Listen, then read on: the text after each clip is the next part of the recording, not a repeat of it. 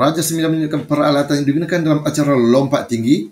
Okey, anda dikenaki untuk mengkaji ciri-ciri tilam dan palang yang sesuai seperti ditunjukkan dalam jadual 9. Okey, mari kita tengok jadual 9. Alright, dia ada 4 karakteristik atau 4 ciri kat sini. 1, 2, 3 dan 4. Alright. Daripada 4 ciri ini, kita kena pilih ciri yang kita paling yakin.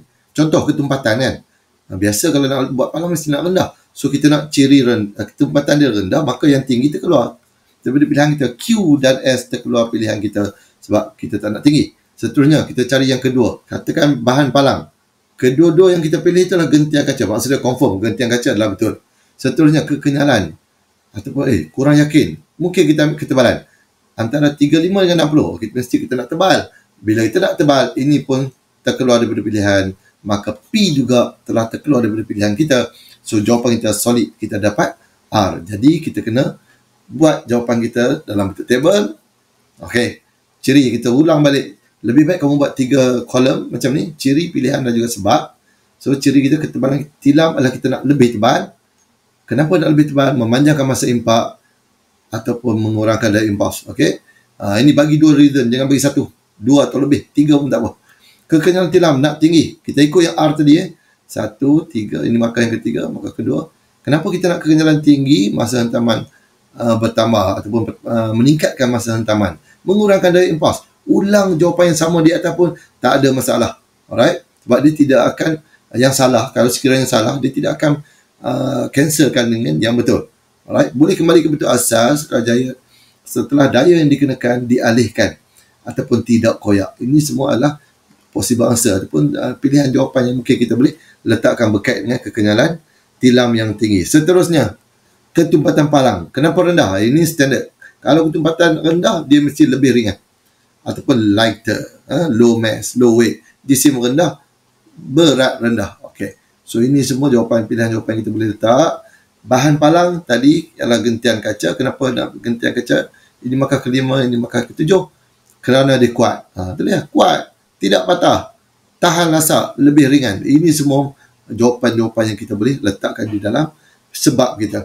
Alright, jangan letak 1, bagi lebih daripada 1, 2, 3, 4 pun tak apa, tak ada masalah. Ulang jawapan yang sama pun tidak ada masalah.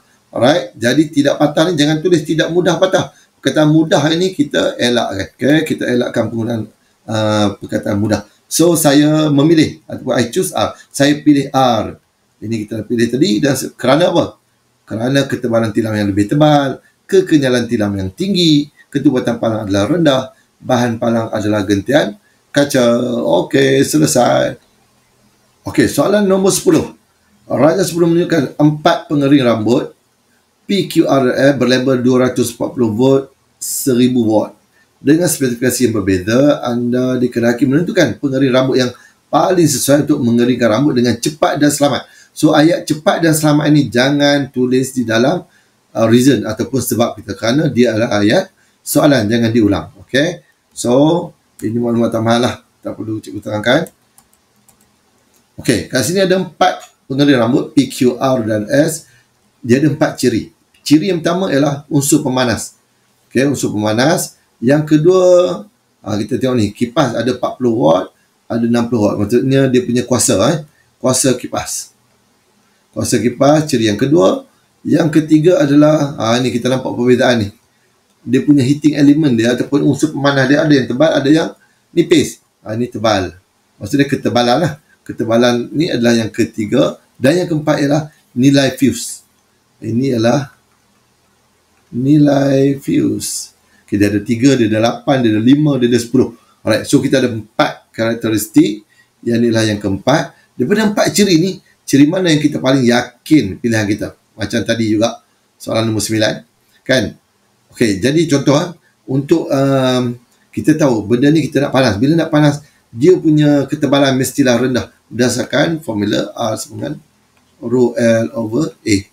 Okay, jadi ketebalan ini kita kena rendahkan supaya rintangan tinggi. Baru dia cepat menghasilkan ataupun banyak menghasilkan haba. So, daripada yang ni, kita tengok yang ni tebal. Bila tebal, ini dah terkeluar daripada pilihan kita. Ini pun tebal, terkeluar daripada pilihan kita. S dan juga P telah pun terkeluar daripada pilihan kita. Okay, seterusnya, ciri yang kedua. Nak pilih fuse, tak tahu, tak pasti. Okey, so sekarang ni antara Q dengan R, apa lagi dia punya ni? Ini 60, 80. Kita nak dia punya kuasa dia lebih tinggi. Maka kita pilih R yang ni kuasa rendah. Q juga terkeluar. Last kali pilihan kita adalah R. Mari kita buat jawapan berdasarkan R sahaja. Okey, so jenis unsur pemanas yang R adalah nikrom. Kenapa nak nikrom? Kerintangan tinggi. Okey, untuk kerintangan ni hanya boleh disebut bila mana nama bahan itu disebut. Contoh, dia sebut kuprum. Kuprum kerintangan rendah. Okey, hanya boleh disebut bila mana kita sebut nama bahan tu. Sebab kerintangan dia berdasarkan kepada material ataupun bahan tersebut. Rintangan tinggi pun boleh kita sebut sebab nikrom ini memang satu unsur yang mempunyai rintangan yang tinggi. Banyak haba yang dihasilkan. Alright, seterusnya ketebalan mesti nak nipis. Kenapa nak nipis? Sebab rintangan tinggi. Yang ni tak boleh sebut kerintangan tinggi. Mesti sebut rintangan tinggi.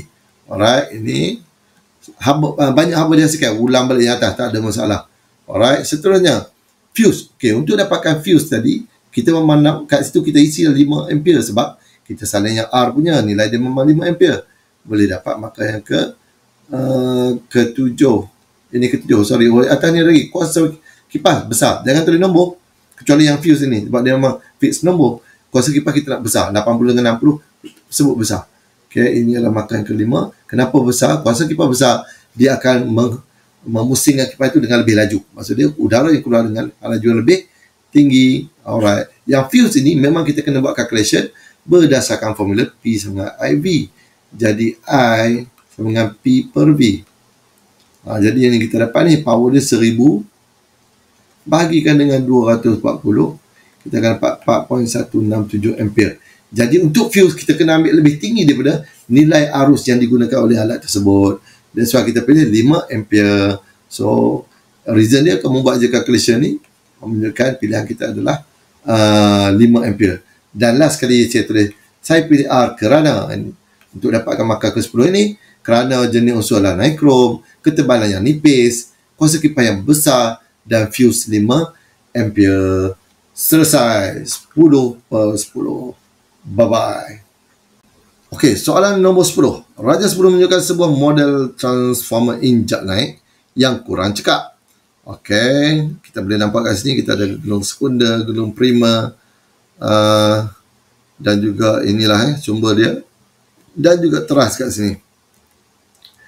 Okey, anda dikehendaki untuk mengkaji ciri-ciri bagi transformer yang lebih cekap berdasarkan aspek yang ditunjukkan dalam jadual 10. Ada macam biasa 4 aspek, 1, 2, 3 dan 4. Pilih ciri mana yang kamu paling yakin. Okey, contoh mudah. Jenis dawai gegelung yang digunakan. Dawai ni dia mesti menggunakan dawai yang berkerintangan rendah. Kerintangan dia rendah. Sebab apa? Kita tak nak haba kan. Jadi konstantan dengan kuprum lebih rendah. Maka konstantan kita tak nak. Maka E dengan G telah pun terkeluar dari pilihan kita. Seterusnya, jenis bahan teras. Transformer ni standard lah. Kita akan guna teras besi lembut. Jadi antara H ni teras aluminium dengan teras besi lembut. Maka aluminium pun terkeluar dari pilihan kita. Dan F pun dah pun terkeluar. Last kali kita dah dapat pilihan yang solid iaitu H. Kita buat jawapan kita berdasarkan H saja, iaitu kita akan tulis dawai kuprum, teras besi lembut, teras berlamina dan juga lilit gegelung sekunder di atas gegelung primer. Ulang balik keempat ini, kita akan boleh dapat 10 per 10. Macam mana kita buat? Ada macam biasa, jenis dawai yang digunakan kuprum, maka yang pertama. Jenis bahan teras besi lembut, maka yang ketiga. Okey, masukkan result. Kuprum disebutkan nama, maka boleh sebut dia punya kerintangan rendah dan juga rintangan rendah. Kurang haba dihasilkan. Okey, seterusnya teras besi lembut. Dia menggunakan tenaga yang kecil untuk dimagnet dan dinyah magnetkan. Okey, sebelum ni kita maka keempat sebelum ni kita banyak guna mudah dimagnet dan dinyah magnetkan. Jadi kita ubah sikit sebab apa kita tak nak guna perkataan mudah itu. So kita katakan menggunakan tenaga yang kecil untuk dimagnet dan dinyah magnetkan. Kurang menghasilkan haba juga pun boleh letakkan dalam reason ni. Okey, seterusnya struktur teras, dia nak berlamina. Teras berlamina, inilah markah yang kelima. Mengurangkan arus pusar. Okey, yang ni memang kena ada pengetahuan lah berkenaan dengan yang ni, iaitu dia akan kurangkan eddy current, to reduce eddy current, reduce heat produce, mengurangkan penghasilan haba. Sebab dalam teras ni kita tak nak haba, sebab haba ni memanaskan transformer. last kali cara lilitan gegulung primer dan gegulung sekunder. Kita ulang balik ayat yang ada dekat jadual tadi. Lilit gegulung sekunder di atas gegulung primer. Ini maka yang ketujuh, kerana apa? Untuk mengelakkan ataupun mengurangkan kebocoran flux magnet atau flux magnet akan dipautkan sepenuhnya. Dipautkan sepenuhnya daripada gegulung primer kepada gegulung sekunder. Last kali saya pilih H dapat markah ke-9 kerana ulang balik dawai gegulung kuprum, terah besi lembut digunakan sebagai terahnya adalah berlamina, dan lid gegulung sekunder di atas gegulung primer dapat markah 10. So selesai, kita akan dapat 10/10. Soalan nombor 10. Raja 10 menunjukkan sebuah reaktor nuklear digunakan untuk menjana tenaga nuklear. Okey, anda dikenaki menyiasat ciri-ciri bahagian dalam reaktor nuklear seperti yang ditunjukkan dalam jadual 10. Okey, reaktor nuklear, kita ada rod pengawal, kita ada moderator, kita ada rod uranium, air berat sebagai ejen penyejuk, dan juga dinding konkrit. Alright, so ada beberapa ciri, kita tengok tabel dia. Okey, macam biasa, 1, 2, 3, 4. Alright, kita ada 4 ciri. Ciri mana yang kita paling yakin? Kita tengok ketebalan lah kan, yang paling senang. Ketebalan perisai konkrit mesti nak tebal. Jadi yang ni dengan yang ni tak nak, dah terkeluar. Ciri yang kedua, ini tebal, ini tebal. Air berat. Ini confirm dah lah, maksudnya yang sama. Boron, krypton, grafit, besi. Okey, kita tahu untuk rod pengawal kita mesti gunakan boron. Jadi kalau boron bukan krypton, maka kita terus dapat pilihan kita adalah RS juga telah terkeluar. Maka kita buat pilihan kita, jawapan kita berdasarkan R sahaja. Kita akan ulas tentang grafit sebagai moderator, boron sebagai rod pengawal, air berat sebagai penyejuk, dan juga ketebalan dia. Okey, macam ni, macam biasa buat table. Moderator kita adalah grafit, maka yang pertama. Sebenarnya pilihan kita kalau betul 6 markah dalam tangan. Macam mana? Grafit 1 markah, boron markah yang ketiga ataupun 2 markah. Lepas tu air berat, ini markah yang kelima, dah 3 markah. Ketebalan adalah tebal, markah yang ketujuh. Dan saya memilih R, markah yang ke-9, kerana markah yang ke-10. Kita dah ada 6 tik. 1, 2, 3, 4, 5, 6. Tanpa tulis reason lagi, 6/10 dah pun ada dalam tangan kita. Okey, so kita tengok kenapa nak grafit. Grafit ini memperlahankan kelajuan neutron. Okey, dapat ataupun membolehkan pembelahan nukleus berlaku, ataupun slow down the speed of neutron, allow nuclear fission to occur. Alright. Boron, kenapa ada boron? Untuk menyerap neutron berlebihan keluar dari reaktor nuklear ataupun mengawal kadar tindak balas berantai. Okey, ini semua maklumat yang berkaitan dengan reaktor nuklear lah untuk boron ataupun rod pengawal. Seterusnya, kenapa kita guna air berat? Menyerap banyak haba keluar dari reaktor nuklear, ataupun kita boleh sebut mempunyai muatan haba tentu yang tinggi. Tambah lagi satu. Okey, muatan haba tentu yang tinggi. Okey. Dan ketebalan mesti nak tebal kerana apa? Menghalang kebocoran sinaran radioaktif ke persekitaran. So, selesai, dapatlah 10/10.